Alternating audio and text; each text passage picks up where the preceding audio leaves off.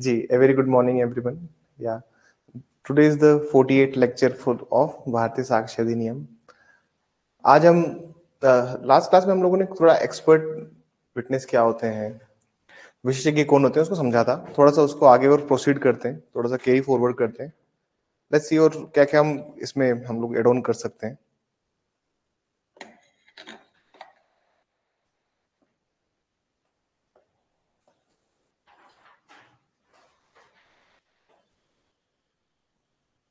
ठीक है, थोड़ा सा लिखने के इसमें प्रयास करेंगे आप लोग. थोड़ा सा लिखेंगे अपन और थोड़ा सा मुझे समझाना भी है इसके ऊपर आपको. वो भी मैं काम करता हूँ, समझाने का भी और लिखवाने का भी. देखिए सर, ऐसा है कि एक होता है एक्सपर्ट फिटनेस.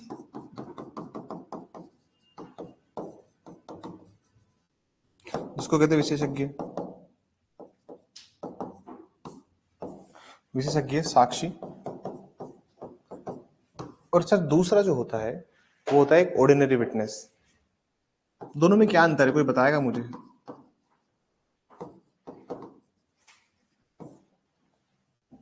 दोनों में क्या क्या डिफरेंस है? ऑर्डिनरी विटनेस और विशेषज्ञ जो अपना है एक्सपर्ट, उसमें क्या क्या मेजर डिफरेंसेस क्या है इनमें? क्या कुछ है मेजर डिफरेंसेस इनके अंदर? हाँ बताइए मुझे.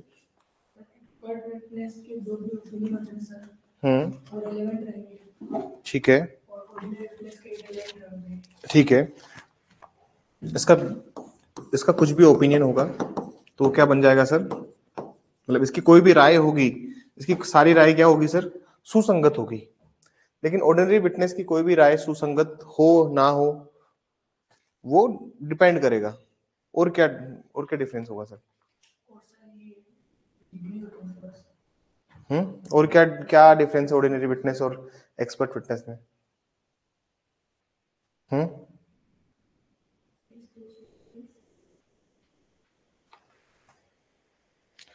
Specially skilled, yes. कि जो स्किल्ड है, जो कुछ उसके पास विशेष कौशल है, उसके बारे में ही बताता है. वो सिर्फ बाई चांस नहीं पहुंचा है वहां पे, स्पेशल स्किल्ड है इस वजह से. ऑर्डिनरी, देखिए ऑर्डिनरी विटनेस तो होता है कि ये तो बाई चांस वहां पे था मौजूद, इसलिए ऑर्डिनरी विटनेस है. But he is not there, he was not there. तो एक्सपर्ट विटनेस जो होता है, देखा जाए तो इसका एविडेंस सर डायरेक्ट नहीं होता है. ठीक है, ये भी एक तरह से क्या है सर? हियर से एविडेंस ही है एक्सपर्ट. एक्सपर्ट कौन है? एक्सपर्ट कौन है टेक्निकली देखे तो? एक्सपर्ट वो है जो हियर से एविडेंस है.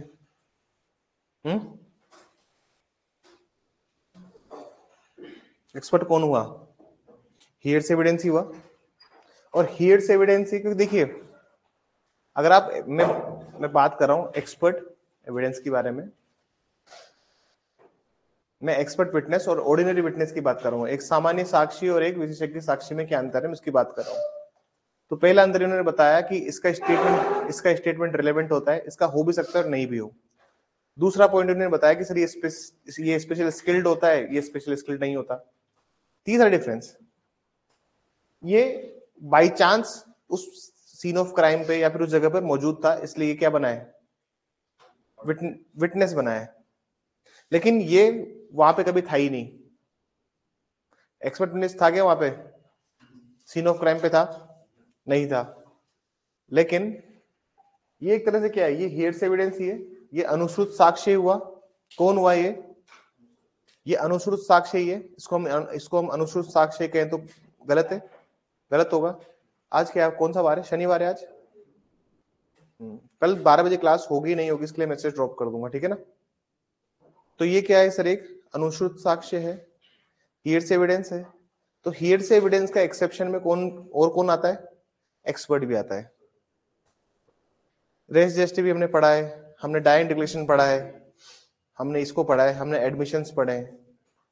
और ये भी एक तरह से एक्सपर्ट विटनेस भी कौन हो गया, क्योंकि ही was not present at relevant point of time. जब मर्डर हुआ तो उस टाइम था ये. पोस्टमार्टम के लिए बॉडी आई इसके पास, तो इसने अपनी एक्सपर्टीज उसमें दिखाई कि कैसे डेथ हुई, क्या कॉज ऑफ डेथ होगा मारने का. तो he was not available at the scene of crime. जहां अपराध हुए उस स्थान पर थोड़ी मौजूद है ये.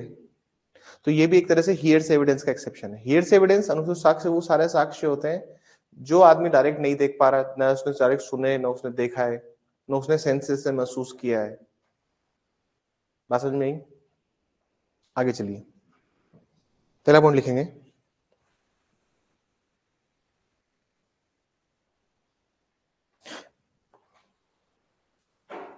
An ordinary witness. लिखिए फर्स्ट पॉइंट लिखिए, फर्स्ट पॉइंट लिखिए। दोनों का मैं डिफरेंस लिखा रहा हूं, लेकिन ऐसे बीच में लाइन लाइन डाल के नहीं लिखवा रहा हूं, ठीक है ना, मैं एक पैराग्राफ फॉर्म में लिखवा रहा हूं। पहला पॉइंट लिखेंगे, an ordinary witness must depots, an ordinary witness must depots what actually took place, what actually took place. एक सामान्य साक्षी, एक सामान्य साक्षी, एक सामान्य साक्षी उस बारे में बताता है कि वास्तविक रूप में क्या हुआ था। एक सामान्य साक्षी उस बारे में बताता है कि वास्तविक रूप में क्या हुआ था। And on the other side, and on the other side, the expert evidence is not confined to what actually took place. An expert evidence is not confined to what actually took place. और वहीं, और वहीं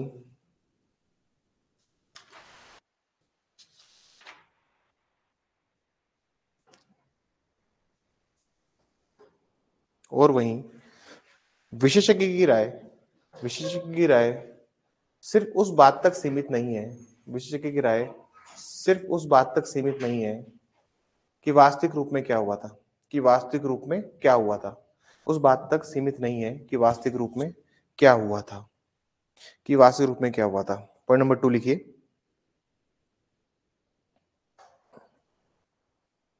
जैसे होता क्या है ना कि अगर आप नॉर्मल देखोगे, जैसे मान लीजिए एक आदमी ने एक किसी कलेक्ट्री के ऑफिस के बाहर में खुद के ऊपर केरोसिन पोर किया और उसमें खुद को आग लगा ली। मान लीजिए अपने ऊपर केरोसिन छिड़का और उसने खुद को आग लगा ली। वहां पे जितने भी विटनेसेस खड़े हैं उन तो वो चीज बताई कि एक आदमी आया, ऑटो से उतरा, उतरने के बाद उसने डाला चौराहे पर और अपने को आग लगा ली। उन लोगों ने जो स्टोरी बताई, वो स्टोरी सारी क्या है सर, जिन्होंने देखी। लेकिन जब डॉक्टर के पास में पोस्टमार्टम के लिए वो बॉडी आई, तो पोस्टमार्टम में मालूम पड़ा कि उस आदमी ने ऑलरेडी पॉइजन उसको खाया हुआ था, उस आदमी की ऑलरेडी इंटरनल इंजरीज थी, मतलब किसी ने उसको बहुत मारा था, उसको इंटरनल ब्लीडिंग हो रही थी। तो सारी चीजें कहाँ कहाँ पता लगी, पोस्टमार्टम में पता लगी। तो एक्सपर्ट की राय जो है, जिसका ओपिनियन है, विशेषज्ञ की जो राय है, वो वहां तक सीमित नहीं जो वास्तविकता में हुआ है, उसके परे क्या हुआ है वो भी वो बताता है। समझ में आई? लेकिन कहीं कहीं पे कॉन्ट्रडिक्शन नहीं हो जाता है कि जैसे मान लीजिए एक सोल आई विटनेस है, वो कुछ वो बता रहा है कि सर ऐसा ऐसा हुआ है, और एक्सपर्ट की जो राय है उसमें कुछ अलग ही कुछ आ रहा है। किसको ज्यादा वेटेज दिया जाएगा, आप बताइए मुझे। जैसे मैं आपको एग्जांपल देता हूं,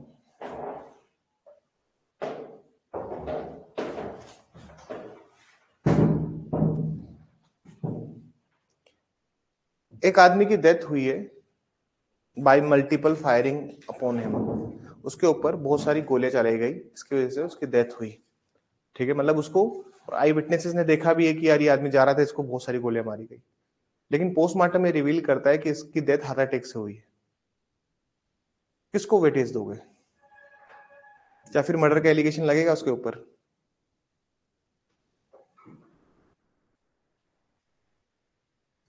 अब बताइए मुझे, अब एक्सपर्ट जब अगर ऐसी ओपिनियन देता है तो कोर्ट का क्या रुख होगा, इसके बारे में मैं बताऊंगा। We will discuss a lot of. Sole witness को बहुत बहुत हाई वेटेज होता है एविडेंशियबिलिटी, तभी तो एक्सपर्ट का जो, ये सिर्फ एक एडवाइजरी, ये सिर्फ न्यायालय को सलाह देने के लिए क्या राय है, न्यायालय सिर्फ इसकी सलाह लेता है। कोर्ट डिसाइड तो कोर्ट को करना है, जुडिशियल माइंड कोर्ट को लगाना है। अल्टीमेट किसके साथ आप जाएंगे ये कोर्ट को डिसाइड करना है। बात समझ में आई? ये पॉइंट क्लियर है? सेकंड पॉइंट लिखिए प्लीज, सेकंड पॉइंट लिखेंगे इसमें,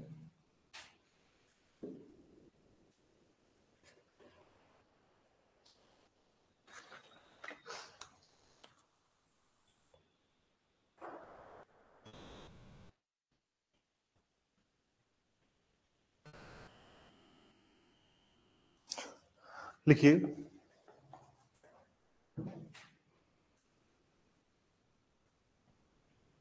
the testimony of ordinary witness, the testimony of ordinary witness may or may not be relevant, may or may not be relevant, may or may not be relevant, may or may not be relevant.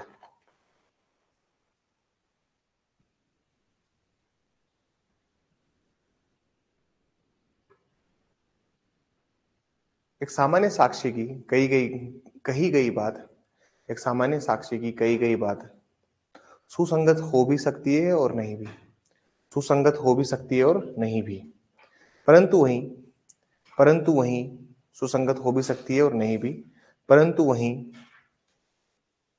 परंतु वहीं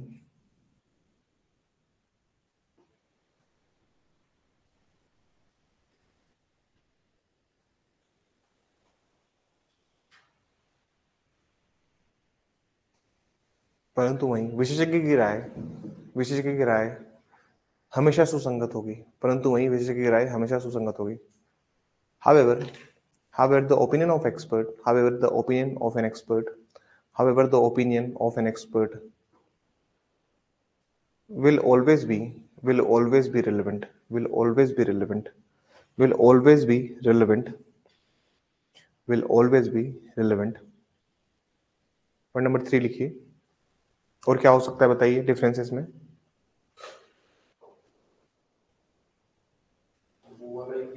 specially skilled वाला point लिखवा दे, लिखिए लिखिए इसमें specially skilled वाले में लिखिए प्लीज।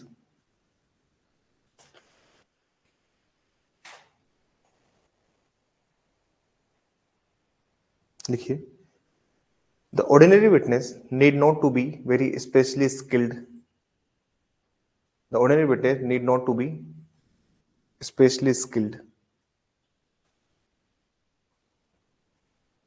एक सामान्य साक्षी को किसी विषय पर विशेष कौशल की आवश्यकता नहीं है, विशेष कौशल की आवश्यकता नहीं है। However, on the other side, परंतु however on the other side, परंतु वहीं विशेषज्ञ को किसी विषय पर विशेष कौशल होना आवश्यक है, परंतु वहीं विशेषज्ञ को किसी विषय पर विशेष कौशल होना आवश्यक है। However, on the other side, the expert witness must have been especially skilled on any subject matter, especially skilled on any subject matter, on any subject matter, on any subject matter।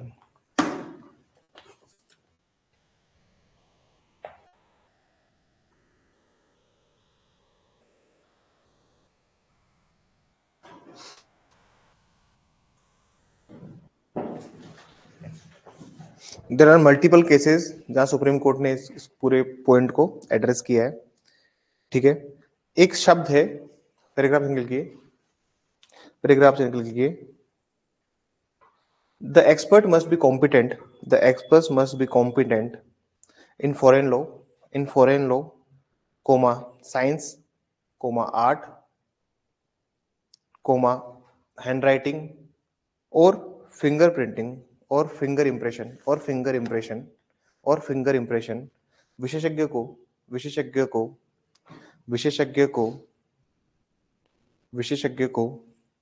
विदेशी विधि वो खत्म हो चुके हैं differences ना। विशेषज्ञ को विदेशी विधि कोमा कला व विज्ञान कोमा हस्तलेख या उंगली चिन्हों की अनन्यता पर विशेष कुशल होना आवश्यक है, विशेष कुशल होना आवश्यक है। Here, फुल स्टॉप लगा. Here the word science or art include here the word science or art include all subjects on which special study or experience is required. On which special study or experience is required. Special study or special study or experience is required. यहाँ यहाँ यहाँ विज्ञान व कला में विशेषज्ञ की राय से आशय है कि यहाँ कला व विज्ञान में यहाँ कला या विज्ञान में विशेषज्ञ की राय से आशय है कि उस विशेषज्ञ द्वारा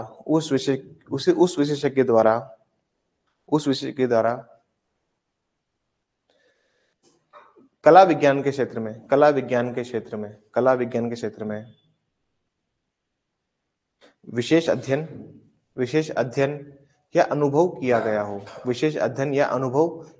हो. अब सुनार है सर, सुनार की कोई डिग्री होती है क्या? लेकिन उसका एक्सपीरियंस होता है. वहीं आप साइंस की बात करते हो, साइंस में डॉक्टर आपको पोस्टमार्टम करने वाला डॉक्टर अगर कोई है तो सर वो पोस्टमार्टम करने वाला डॉक्टर बनने के लिए पढ़ना पड़ता है. अभी एक केस आया था सुप्रीम कोर्ट में केस क्या था सुनना. ये अपने यूनानी डॉक्टर होते हैं ना, यूनानी डॉक्टर और ये अपने आयुर्वेदिक डॉक्टर, इन डॉक्टरों ने बोला कि हमें नहीं, सर्जरी नहीं बोला, इन्होंने बोला सुप्रीम कोर्ट में कि हमें इक्वल पे की सैलरी दो जो कि एक इनको मिलती है. कौन से डॉक्टर बोलते हैं आप इसको? इसको क्या बोलते हैं हम लोग? एलोपैथी वालों को जो मिलता है वही सेम हमें भी उतनी सैलरी दो. सुप्रीम कोर्ट में इनका मैटर गया था. अभी लास्ट ईयर की बात, 2022 का या 23 का जजमेंट है सुप्रीम कोर्ट का.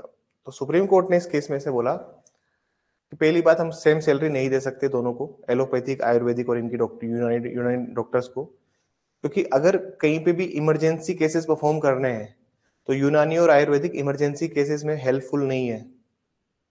समझ में आई क्या बोला सुप्रीम कोर्ट ने? कि कहीं पे अगर मेडिकल इमरजेंसी है तो एलोपैथी ज्यादा कारगर है इन दोनों के कंपैरिजन में. समझ में आई? तो तुरंत चीजों से निराश, जो बिल्कुल इलाज करने में सटीक है. तो सुप्रीम कोर्ट का जजमेंट पढ़ रहा था तो मेरे माइंड में सबसे पहले वो सीन आया. एक आपने मूवी देखी RRR? हाँ, RRR. तो उसमें सांप खा जाता है उसको, तो जाके उसकी जड़ी बूटी बनाता है और इमरजेंसी का परफॉर्मेंस करके उसकी बिल्कुल जहाँ पे सांप ने खाया है वहां पे दवाई ववाई लगाता है. देखा था आपने? तो फिर वो इमरजेंसी में कैसे आयुर्वेद ने काम किया, मतलब आयुर्वेदिक इमरजेंसी में काम कर सकता है.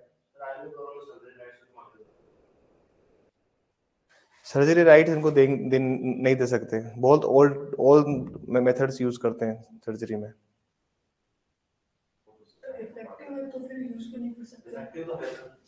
लेकिन पेन किलर जैसे उन्होंने कुछ पेन किलर दी किसी जड़ी बूटी से आपको, वो काम करे नहीं करे, कोई ऐसा क्या है, लेबोरेटरी में चेक नहीं है ना कोई भी चीजें.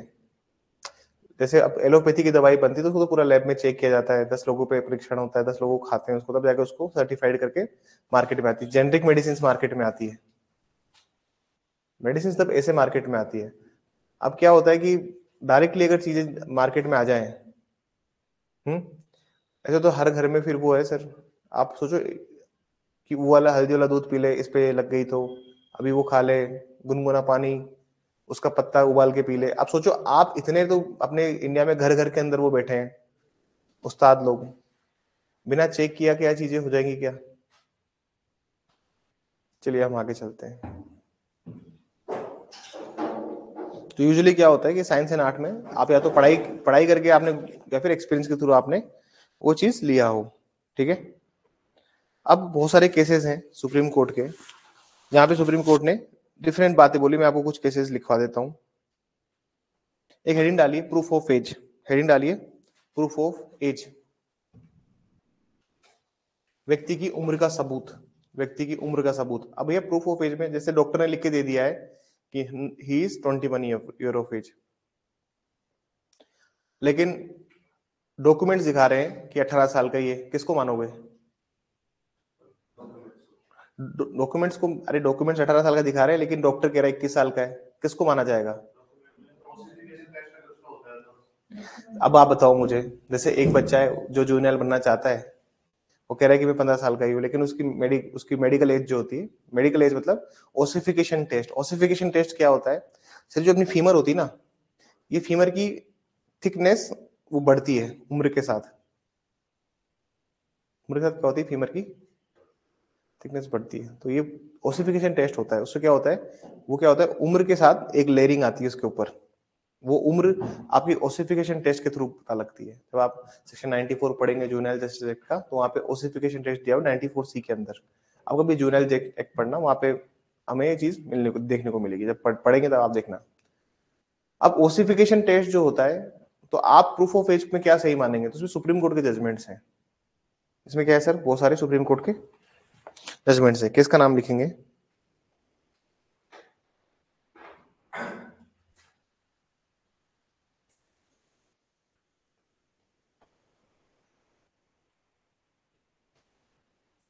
Ram Swaroop versus state. किसका नाम लिखिए, Ram Swaroop versus State. This is 1989, Ram Swaroop versus State. इसमें लिखिए, a doctor's opinion, a doctor's opinion, a doctor's opinion, a doctor's opinion as to the age of person, as to the age of person, as to the age of person does not amount to the legal proof, does not amount to the legal proof, does not amount to legal proof। लिखिए, किसी किसी किसी चिकित्सक की राय, किसी चिकित्सक की राय उस व्यक्ति की आयु के बारे में, किसी चिकित्सक की राय उस व्यक्ति की आयु के बारे में, उस व्यक्ति की आयु के बारे में वह उसके वह उसके विधिक उम्र का सही अनुमान नहीं होगी, वह उसके विधिक उम्र का सही अनुमान नहीं होगी। परंतु however however such evidence is relevant, परंतु वह साक्ष्य सुसंगत होंगे, परंतु वह साक्ष्य सुसंगत होंगे, परंतु वह साक्ष्य सुसंगत होंगे। क्या होता है ना सर, दांत होते हैं ना, दांत ये कभी भी ना डिकम्पोज नहीं होते हैं। क्या नहीं होते दांत कभी भी, हड्डी डिकम्पोज हो जाती है, हड्डी गलने लग जाती है, लेकिन दांत कभी भी डिकम्पोज नहीं होते। क्या दांत बर्न होते हैं, दांत बर्न होते हैं क्या, दांत बर्न भी नहीं होते। तो कुछ चीजें ऐसी होती है जो आपकी उम्र का वास्तविक अनुमान देती है। जैसे दांत हो गए, आपकी फीमर हो गई, सबसे बड़ी हड्डी है अपनी, हिप से लेकर नी तक की जो हड्डी है, फीमर सिंगल हड्डी सबसे बड़ी जो है फीमर हो गई। बहुत सारी ऐसी हड्डियां होती है जो आपकी एज हो गई, हेल्थ हो गई, कंडीशन से आपकी उम्र बता देती है। तो जैसे कोई ऐसे होता है ना, किसी को उनका बॉडी ऐसी होती है, एज तो बहुत में बॉडी ऐसे बड़ी होती है, हाइट भी बड़ी, तो उनकी भी ऐसे फीमर लेकिन ज्यादा होती है फिर। नहीं, अरे नहीं, ऐसा नहीं होता है। किसी की हाइट बॉडी ज्यादा बड़ी होती है उससे पता नहीं होता है। एक पर्टिकुलर उम्र के बाद उसमें लेयरिंग आती है। फीमर लोग मेरा आधा टाइम तो इसे दिखाने में खर्च करवाते हो, मतलब है कि इंटरनेट कनेक्शन मेरे को कटवा देना चाहिए। तो तुम्हें नहीं लगता ऐसा कि इंटरनेट कनेक्शन कटवा देना चाहिए सर आपको? तुम लोग एंटरटेन होते रहते हो ना कि सर क्या कुछ दिखाएंगे आज।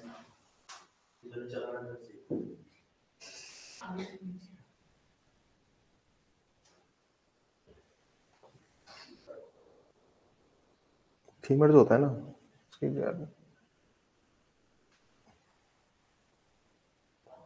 फीमर जो बोन होती है, ये बोन एक सर्टेन, जैसे ये बोन है ना पूरी आपकी, इसके ऊपर एक लेयरिंग होती है, एक पर्टिकुलर टाइम बाद ही आती है। तो तंत्र मंत्र करते हैं ना, इसी हड्डी से करते हैं, फीमर से। तंत्र मंत्र में सबसे ज्यादा हड्डी कौन सी यूज होती है, खोपड़ी और फीमर।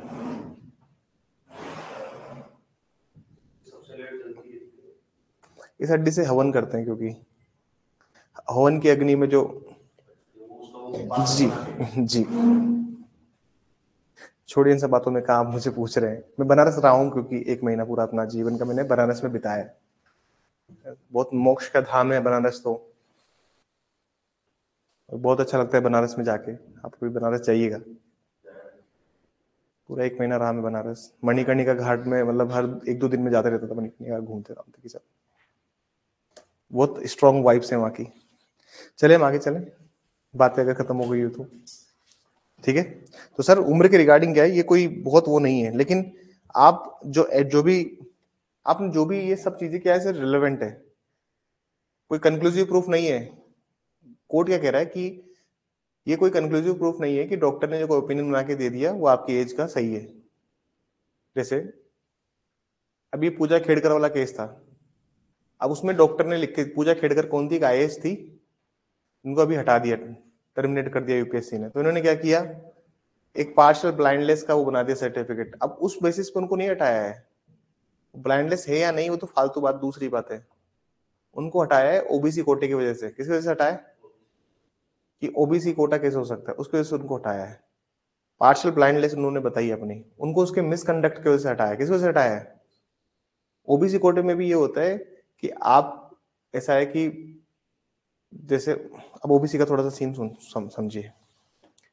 जैसे मैं ओबीसी में हूं और मेरे पेरेंट्स आईएएस ऑफिसर या बहुत पैसे वाले हैं। अब मैंने क्या किया, उनको बोला कि देखो मेरे को ओबीसी बनना है, अब आप हो गए रिटायर्ड, तो जितनी भी प्रॉपर्टी ना सर, ये मेरे नाम गिफ्ट डीड कर दो। क्या कर दो, मेरे नाम गिफ्ट डीड कर दो, और एक आईटीआर भर दो जिसमें आपकी इनकम 5 लाख से कम हो जाएगी, क्योंकि सारी प्रॉपर्टी किसके नाम है, ओबीसी का सर्टिफिकेट। फिर मैं दूंगा एग्जाम।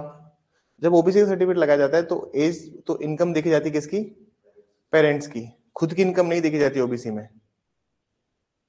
तो पूजा खेड़कर ने ऐसे ही किया, पूरी प्रॉपर्टी खुद के नाम ले ली, और जैसे ही बनी, वापस से प्रॉपर्टी किसको दे दी, वापस पेरेंट्स को वापस से पकड़ा दी। बात समझ में आई। तो ओबीसी तो एक रिजर्वेशन था ही, दूसरा रिजर्वेशन उन्होंने लिया ब्लाइंडनेस का, पार्शियल ब्लाइंडनेस। उस ऐसा करने से अब तुम सोचो कि किसी को डबल एडवांटेज हो। एक तो अगर मैं से कहूं कि एक महिला है और महिला भी एससी या एसटी समुदाय से है, तो कितने अच्छे स्कोप है बनने के, आप सोचो। एक तो उनको वुमेन रिजर्वेशन है, उसके ऊपर से एक और कैटेगरी का उनको रिजर्वेशन है।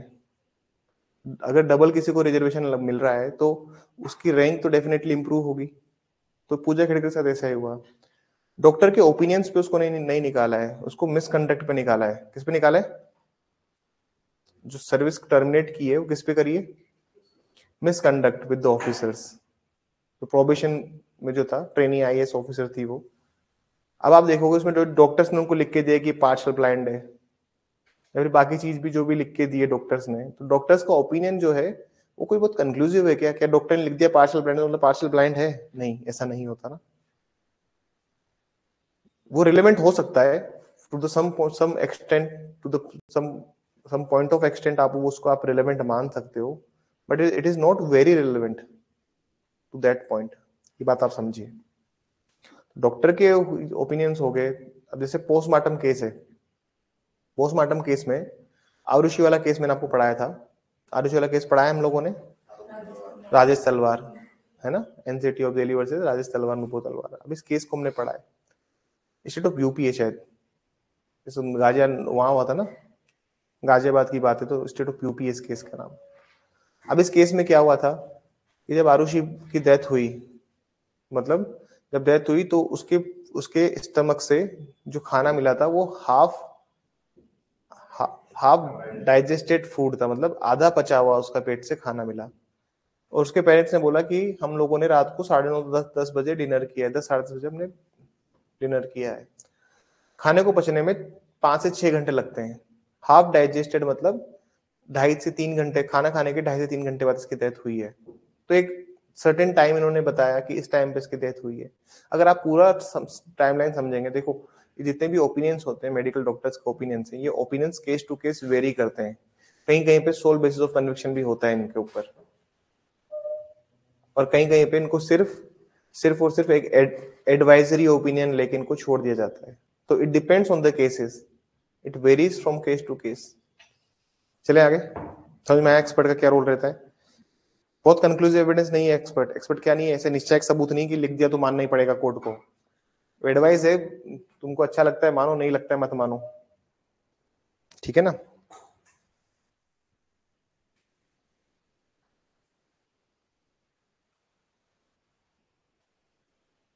और देखिए मेडिकल एविडेंसेस कंक्लूसिव एविडेंस नहीं होते। मेडिकल एविडेंसेस कंक्लूसिव एविडेंस, जैसे मतलब कंक्लूसिव एविडेंस क्या माना जाता है फिर सर? कंक्लूसिव एविडेंस माना जाता है म्युनिसिपैलिटी की रिपोर्ट जहां से बर्थ सर्टिफिकेट मिलता है, वो डेट ऑफ बर्थ सबसे सही है। आप देखना सेक्शन 94 में आपको दिखाता हूं अभी। सेक्शन 94 में भी ओसिफिकेशन तीसरे चौथे नंबर पे दिया हुआ है। अगर ओसिफिकेशन इतना ही कंक्लूसिव होता तो उसको सबसे ऊपर रखना चाहिए था। पॉक्सो वाले मैटर्स होते हैं ना, प्रिवेंशन ऑफ, वो protection of children from sexual offence. अब पॉक्सो वाले मैटर्स जितने भी हैं, अब पॉक्सो वाले मैटर्स के अंदर सबसे आजकल जो बड़ी दिक्कत आ रही है वो आ रही है कि 16 साल की लड़की, 17 साल की लड़की भाग गई वो किसी के साथ, और वो बता रही, लड़की बोल रही कि मेरी उम्र 19 साल है, कम लिखवा रखी है। लड़की क्या बोलती है? लड़की क्या बोलती है पुलिस को कि मेरी उम्र ज्यादा है, मेरी उम्र कम लिखवा रखी है, आप परीक्षण कर लो, एग्जामिन कर लो। लेकिन घर वाले मार्कशीट दिखा रहे हैं, डॉक्यूमेंट दिखा रहे हैं, बर्थ सर्टिफिकेट दिखा रहे हैं, किसकी आप किसका यकीन करोगे? सवाल आपके पास है, आप किसका यकीन करोगे? लड़की बोल रही है नहीं सर मेरी कम लिखवाई इन लोगों ने एज, ताकि मैं 2 साल सरकारी नौकरी ज्यादा करूं। बताओ किसका यकीन करोगे? और घर वाले कह रहे हैं कि सर ये रहा मेडिकल सर्टिफिकेट, ये रहा स्कूल लिविंग सर्टिफिकेट, या फिर ये रहा स्कूल एनरोलमेंट सर्टिफिकेट, इसमें इसकी डेट ऑफ,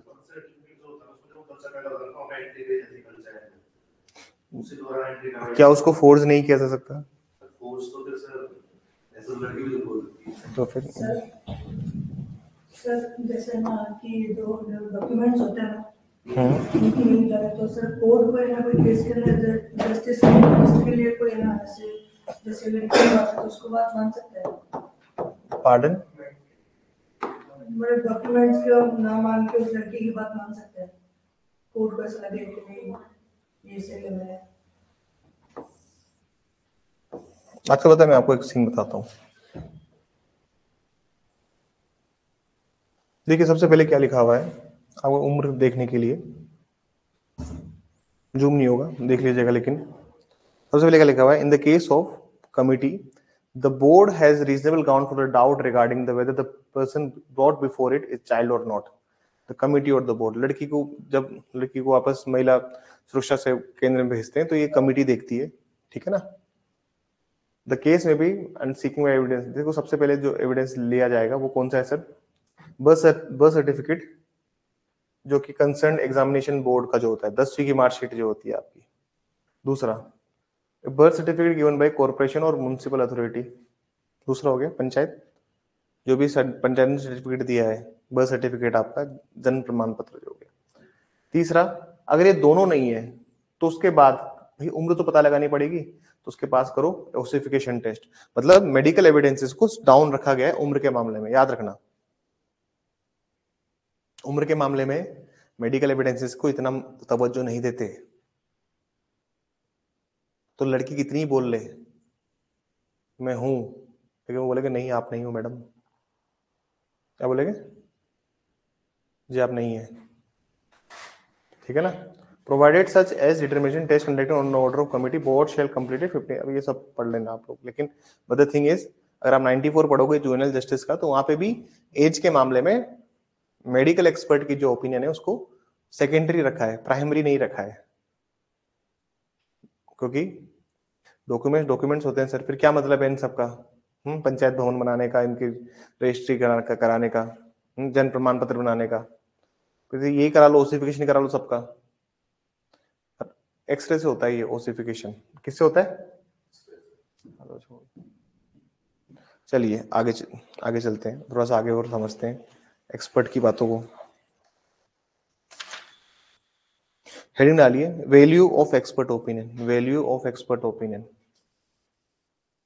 विशेषज्ञ की राय का महत्व। विशेषज्ञ की राय का महत्व, value of an expert opinion.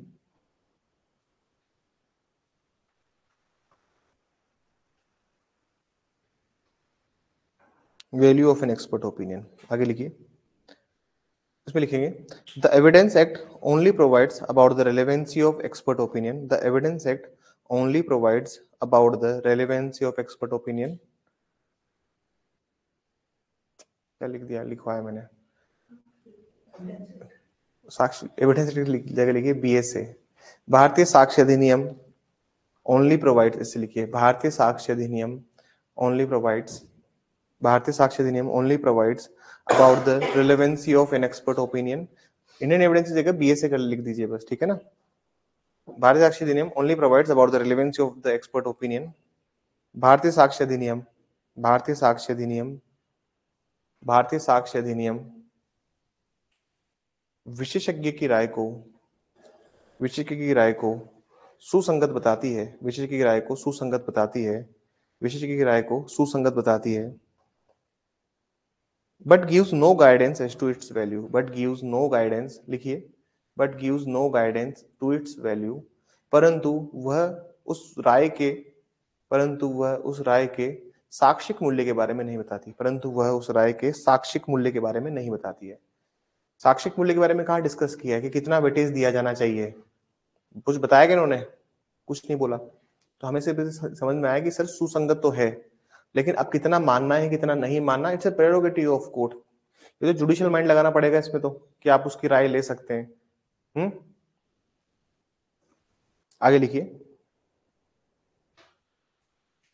It is often said that, it is often said that there cannot be any more unsatisfactory evidence that it is often said that it is often said that there cannot be more unsatisfactory evidence, there cannot be more unsatisfactory evidence than the evidence of the expert, than the evidence of the expert। ये प्राय कहा जाता है कि, यह प्राय कहा जाता है कि, यह प्राय कहा जाता है कि विशेषज्ञ, विशेषज्ञ की राय जैसा साक्ष्य, की राय जैसा, की राय जैसा, विशेषज्ञ की राय जैसा असंतुष्ट साक्ष्य, असंतुष्ट साक्ष्य साक्ष्य अधिनियम में नहीं है, साक्ष्य अधिनियम में नहीं है। मतलब बहुत असंतुष्ट साक्ष्य बोलते हैं इसको, इसको बोलते हैं अनसेटिस्फैक्टरी एविडेंस। क्यों बोलते हैं मैं आपको उसके बताता हूँ, अभी उसके रीजंस लिखाऊंगा कि हम क्यों कहते हैं कि एक्सपर्ट एविडेंस बहुत अच्छा एविडेंस नहीं है। एक्सपर्ट एविडेंस को मैं सबसे लास्ट में रखा था, याद है मैंने एक बार डायग्राम बनाया था, तो सबसे लास्ट में एक्सपर्ट और कैरेक्टर के एविडेंस रखे थे मैंने सबसे लास्ट में, क्योंकि कोई बहुत ऐसा नहीं है कि उसके एविडेंस को बहुत महत्व देना चाहिए और बहुत अच्छा कोई एविडेंस हो कि उसके एविडेंस बहुत स्ट्रॉन्ग है ताकि उसके ऊपर आप रिलाई कर रहे हो, कन्विक्शन कर रहे हो, ये सब नहीं होता है इसके ऊपर। बात समझ में आई?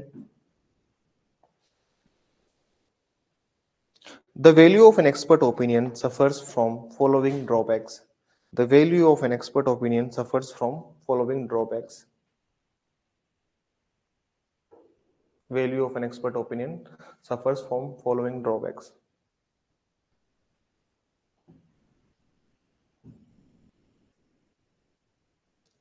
विशेषज्ञ की राय, विशेषज्ञ की राय निम्नलिखित, निम्नलिखित त्रुटियों से प्रभावित हो सकती है, निम्नलिखित त्रुटियों से प्रभावित हो सकती है, निम्नलिखित त्रुटियों से प्रभावित हो सकती है। पहला लिखिए,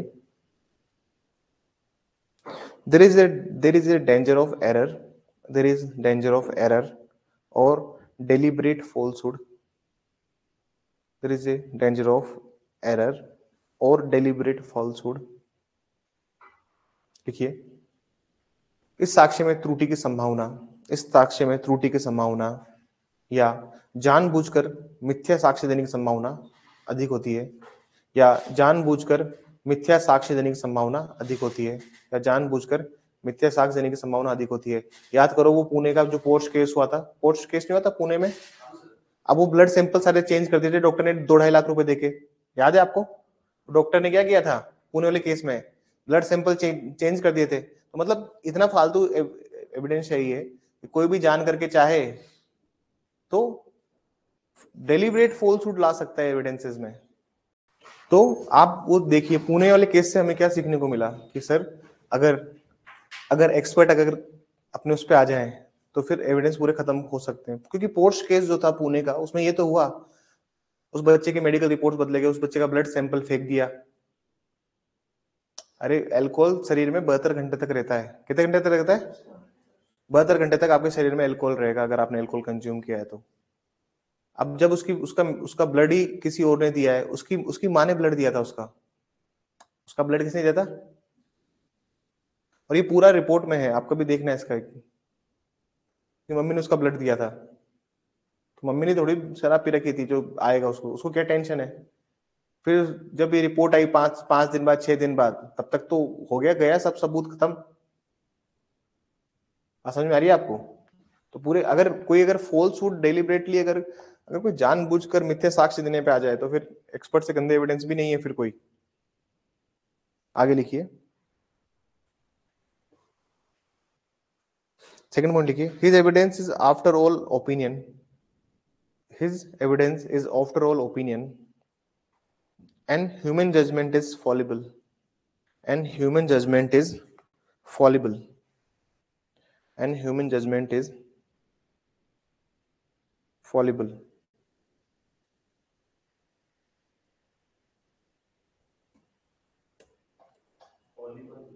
Fallible.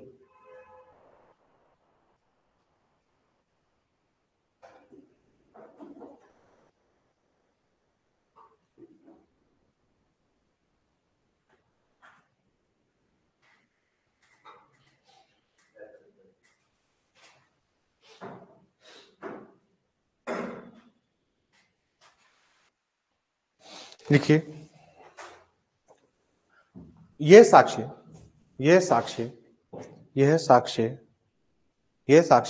केवल एक राय के रूप में है, केवल एक राय के रूप में है, तथा इस राय में मानवीय भूल हो सकती है, तथा इस राय में मानवीय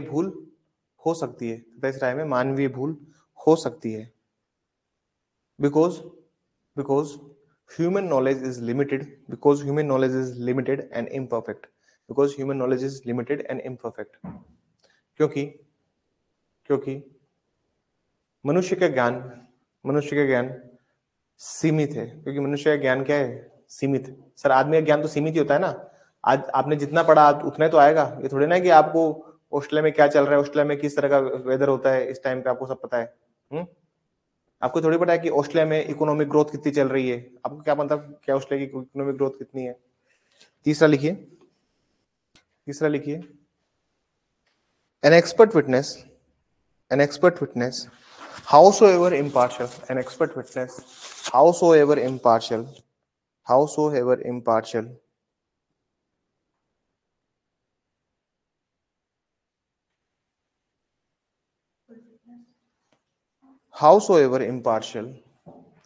एक विशेषज्ञ साक्षी चाहे वह कितना भी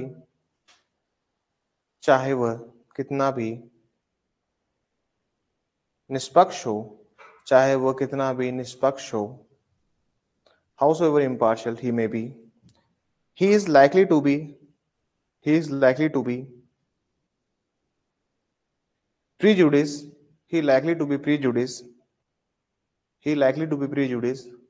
on the side which calls him वह व्यक्ति कितना भी निष्पक्ष हो, उसके बाद लिखना, निष्पक्ष के बाद में लिखिए प्लीज। वह साक्षी हमेशा उस पक्षकार की तरफ